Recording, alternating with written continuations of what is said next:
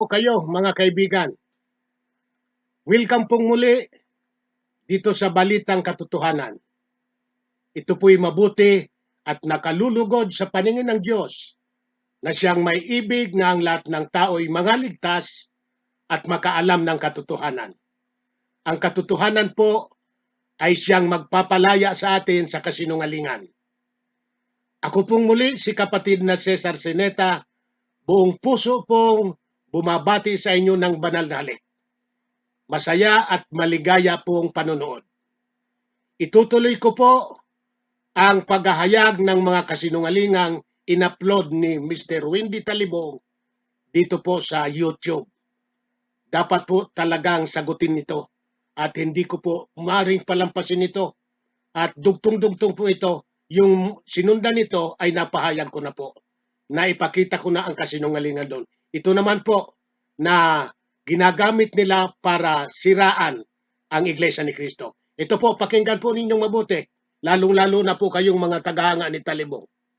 Misa, ibig ba sabihin, humahingi kami ng bayan, pati na sa iba't ibang pananampalataya, wala nang sinumang gustong umalala sa mga yumao nilang mga kasapi sa naturang mga sekta. Hindi po. Kaming mga Katoliko, kahit hindi nyo inalalaman ang mga kasapi nyong patay na, patuloy kaming nagdasal sa bawat misa, sa bawat oras, sa iba't ibang bahagi ng mundo na hindi humihingi ng anumang kapalit. Ito ang sunod na comment ni Aquino. Bumanat ka naman, Talibong. Ipakita mo yung mismong pasugo na sinabi mo at bulat-latin mo sa harap ng kamera. Style mo talaga, Talibong. Mandaraya ka nga. Paano ka paniniwalaan ng mga tao? Okay, maraming salamat, kapatid na Aquino, yung account niya na pumasok sa ating comment sa YouTube channel.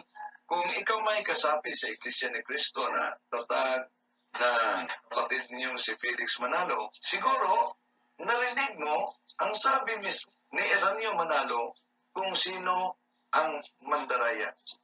Pakinggan po natin siya. Tumawag ako ng pulong ng mga pamunuan sa Maynila para sabihin, mga kapatid, tumulong kayo sa akin. Ayokong mamatay ang manggagawa. Ang gusto ko ay pagtulong-tulungan nating sila'y buhayin. Sabihin niyo sa akin kung anong ating maitutulong. Ba, hindi ang sinabi sa akin kung anong maitutulong. Ang sinabi sa akin kung ano-anong katiwalian. Sabi sa akin ng isa, kapatid, tama ho ba na hindi ho tinuturo outline?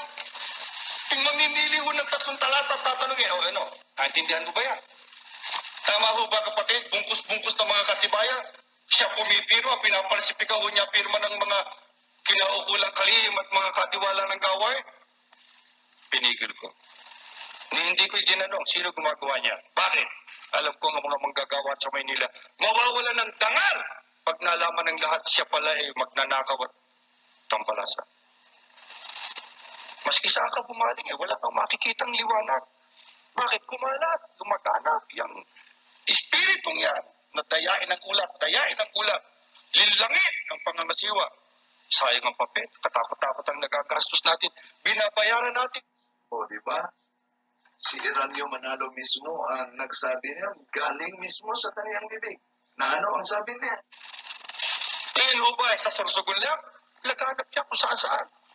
Maski sa Maynila, ang mga manggagawa nito magtaraya. Sasabihin sa iyo, tinuktrinahan ko yan, hindi naman. Sasabihin sa iyo, napawis, yan ho'y nasubok sa pagsamba, pero hindi totoo. Eh bakit? Nakita sa matatandang ministro, nakita sa matatandang manggagawa. Ngayon pala ang paraan para siya ay bumuti sa paningin ng Panginoon. Yung sabi mo na ipakita at bulat-latin ng mano sa kamera, yung mga pasugo, marami ng mga pasugo, magasin na ating ipinakita. At mamaya, yung mga nakasulat, ilagay tayo, hindi lang quotation. Picture lang talaga natin ang mga nakasulat sa pasugo magasin. Ayan. At assignment yun naman. Ayan mga kaibigan. Mr. Talibong.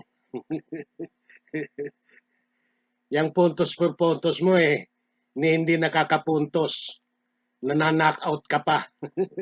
Dito naman, knockout ka na naman dito, ha? Alam mo, kung binanggit ni KRD yung sinabing manggagawang mandaraya, ay iba yun sa paratang sa iyo nung sinasabi mong nagkomento na madaya ka. Magkaiba yun. Huwag mong itutulad. Ikaw talagang madaya. Oo. Ay yung sinasabi nung madaya ni KRD, yung manggagawa na naguulat sa kanya ng hindi tama. Masama yun eh. Hmm. Alam mo yang video niya na yang laging yan eh nailabas nung mga ministrong mga masasamang ministro na natiwalag na.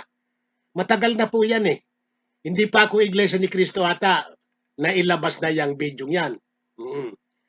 At katulad yan eh madalas gamitin ni Soriano. At ito hindi ko naman tinitiyak na ito ang hinala ko niyan. Yung mga ministrong natiwalag na pumunta kay Soriano ay ibinenta yan. O maaaring mga ministro na rine-record nung pagpupulong nila at binigay sa kapatid at ibinenta kay Soriano. Maaaring ganun yan. Ano po? Kaya ginagamit ho madalas ni Soriano yan. Pero wa-effect din eh.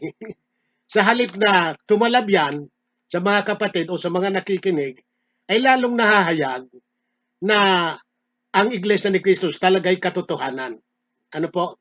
Mr. Talibong, pakinggan mo maigi ha. Kasi lagi kang nananakdown eh. Nung una, ginamit mo yung nung 666 na si kapatid na Manalo. Ngayon naman, ginamit mo na naman. Yung siguro, na-download mo yan sa YouTube na madalas i-play ni Soriano yan. Ayun. So, una agad, dahil nilabas mo yan, dahil sabi nung nag-comment sa'yo, na sabi mo nga, maaaring kapatid sa Iglesia ni Cristo, ay sinabing magdaraya ka. Ay totoo yun eh. Iba yun yung magdarayang sinabi ng KRD. Si KRD hindi magdaraya, maaring mayroong manggagawang magdaraya kasi nagulat nga sa kanya. Kaya kung inyong mapapansin, doon mismo sa unang salita ng kapatid na RD, ako anya'y tatawag ng pulong sa Maynila upang hilingin sa mga kapatid na tulungan siya. Tulungan siya na, yun na nga, buhayin ng manggagawa para wag mamatay ang manggagawa, kundi tulungan siya.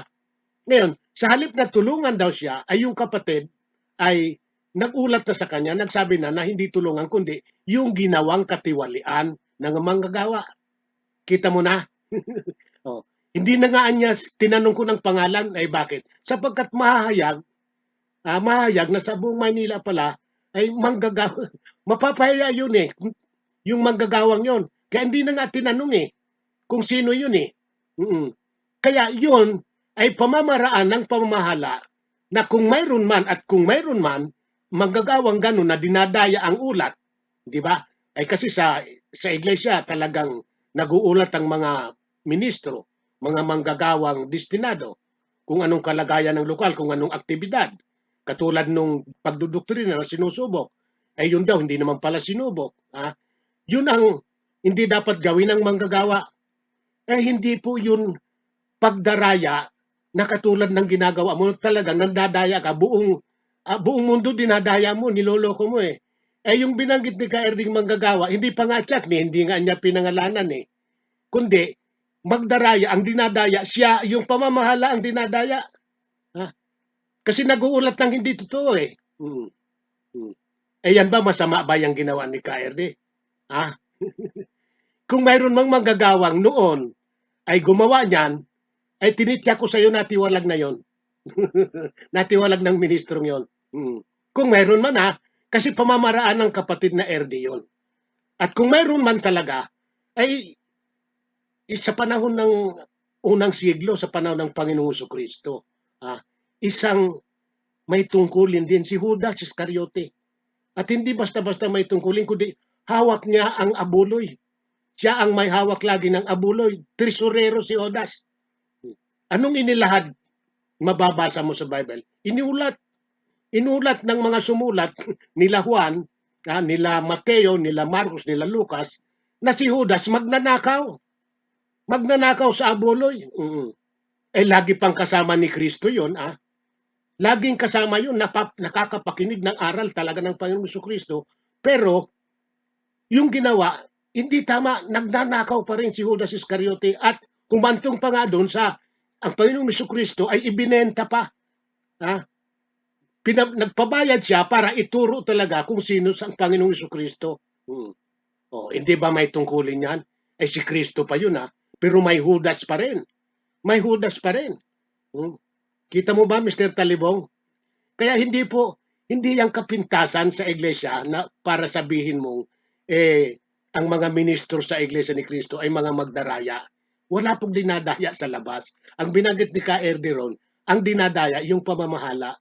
Naguulat ng hindi totoo At yung ganyang ministro, hindi na talaga nananatili sa iglesia. Tinitiwalag talaga yan. Wala pong sinisino-sino sa iglesia ni Kristo. Walang sinisino-sino riyan. Kahit sino ka pa, ititiwalag ka pagka nagkamali ka na yan ay nadadamay ang iglesia, lalo na bahabagi. Ititiwalag ka talaga. Ang kapatid na Eranio, nais niyang huwag magtiwalag, nais niyang huwag pumatay. Kasi pagka tiniwalag ka, patay ka na Sabi nga niya, bubuhayin natin ang mga manggagawa. Kung mayroon man yan. At ayaw ko anyang mamatay ang manggagawa. Kaya sabi niya, iniling ko niya sa mga kapatid, natulungan ako para buhayin ang mga manggagawa. Ay hindi niya, ang sinagutan niya sa akin, yung mga ulat ng mga ministro na niluloko ang pamamahala. Puro pagdaraya ang pag-uulatan niya. Pamamaraan yun para kung mayroon man talaga ay magbago. Sapagkat iniuulat niya sa kapulungan na may nag-uulat sa kanya, may nagsusumbong para magbago. Kasi tingnan mo, hindi ko nga niya tinanong yung pangalan kung sino manggagawa. Bakit? Malalantadan niya sa buong Maynila. Kaya hindi niya tinanong nga yung pangalan hindi binanggit yung pangalan ng magagawang yun Samantalang sa Biblia, binanggit si Judas Binanggit talaga si Judas ng mga apostol. Ang kapatid na Eranio hindi binanggit Kita mo ba, Mr. Talibong, pamamaraan nyo ng tunay na tagapamahala ng bayan ng Diyos. Ngayon, ito Mr. Talibong, yan ba ay ginawa mismo sa panahon ni Apostol Pablo? Yan bang ginawang yan ng kapatid na Eranio? Yan ba'y gawain talaga ng isang namamahala sa iglesia? Si Apostol Pablo na siyang nangaral ng iglesia ni Kristo sa kahintilan. Yan ba'y ginawa ni Apostol Pablo na payuhan ng mga kapatid at balaan ng mga kapatid dahil sa maling gawa? Ito, pakinggan mo. Pakinggan mo, Mr. Talibong, At kayong mga na akala ninyo kasi madalas ding i-playa ni Soriano, ito pakinggan po ninyong maigi. Ang sagot ko ito po. Ito po ang ginawa ni Apostol Pablo sa mga taga-Korinto. Ayan po para malaman ninyo mabuti pa ganyan para makita ninyo at babasahin kong pataas babasahin kong pataas. Ayan po. Ang tanong natin, bakit ko po ito inihahayag sa inyo? Yung bang paraan ng kapatid na Eranio, paraan po ba yan ng mga taong nangangasiwa sa bayan ng Diyos, katulad ni Apostol Pablo? Pakinggan po ninyo, ito po ay mababasa ninyo sa unang Korinto, Kapitulo 6, versikulo 4, hanggang aabot po yan sa 11. Ano po? Ayan. Pakinggan po ninyo. Kung kayo nga'y mayroong usapin ng mga bagay na nauukol sa buhay na ito, ilalagay baga ninyo upang magsihatol ang mga taong walang halaga sa iglesia? Sinasabi ko ito upang mangahiya kayo. Ayan, pakinggan yung maigi mga kaibigan. Sinasabi ko ito upang mangahiya kayo. Ano? Diyatat wala baga sa inyo na isa mang marunong na makapagpapayo sa kanyang mga kapatid?